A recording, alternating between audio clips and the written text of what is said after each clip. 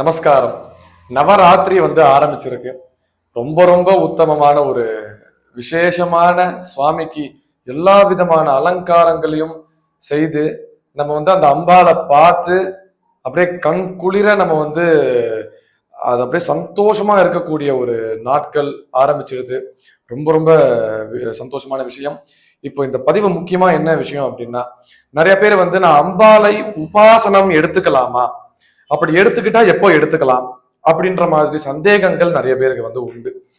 So பொதுவா உபதேசம் எடுத்துக்கிறது அப்படிங்கிறது இந்த மாதிரி ஏதாவது ஒரு முக்கியமான நாள்ல எடுக்கிறது, ஏதாவது ஒரு பௌர்ணமியிலையோ இல்லைன்னா அமாவாசையிலையோ இல்லைன்னா அவங்களுடைய ஜென்ம நட்சத்திரத்துல இல்லைன்னா ஏதாவது ஒரு ஞாபகார்த்தமா இருக்கக்கூடிய ஒரு விசேஷமான நட்சத்திரத்துல எடுத்துக்கக்கூடிய ஒரு விஷயமா இந்த உபதேசம் அப்படிங்கிற சப்ஜெக்ட் பார்க்கப்படுறது. ஸோ இந்த நவராத்திரி பொறுத்த வரைக்கும் எப்போ வேணும்னாலும் எந்த சுவாமிய வேணும்னாலும் உபதேசம் எடுத்துக்கலாம் அப்படின்னு ஜோதிட சாஸ்திரமும் சொல்லுது, வேத சாஸ்திரமும் சொல்லுது. சோ அதனால யார் யாருக்கெல்லாம் அம்பாளை உபதேசம் எடுத்துக்கணும் அப்படின்னு ஆசை இருக்கோ அவ எல்லாருமே இது மாதிரி குருமார்களை தேடி போய் தான் எடுத்துக்கணும் அப்படின்னு எந்த ஒரு அவசியமும் கிடையாது. நம்ம உக்ரதேவர்களை எடுத்துக்கணும் அப்படின்ற பட்சத்துல நம்ம நிச்சயமா ஒரு குரு ஞாசம் இல்லாம பண்ணக்கூடாதுன்றதுனால ஏதாவது ஒரு குரு கிட்ட போயிட்டு நம்ம உபதேசம் எடுத்துக்கணும்.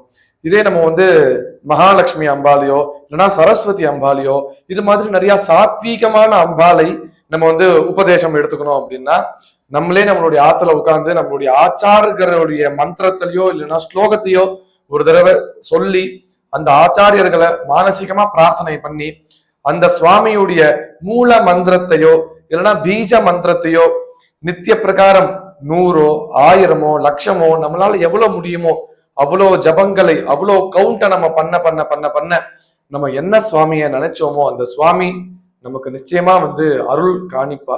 இதுதான் உபதேசத்துடைய அர்த்தம். அந்த அருள் காமிச்சிட்டாலே நம்ம கண்ணு மூடனா கண்ணு திறந்துக்கும் போது என்ன தெரியுமோ அது எல்லாமே கண்ணு மூடனா தெரிய ஆரம்பிக்கும். அவ்வளோ உத்தமமான ஒரு விஷயம்.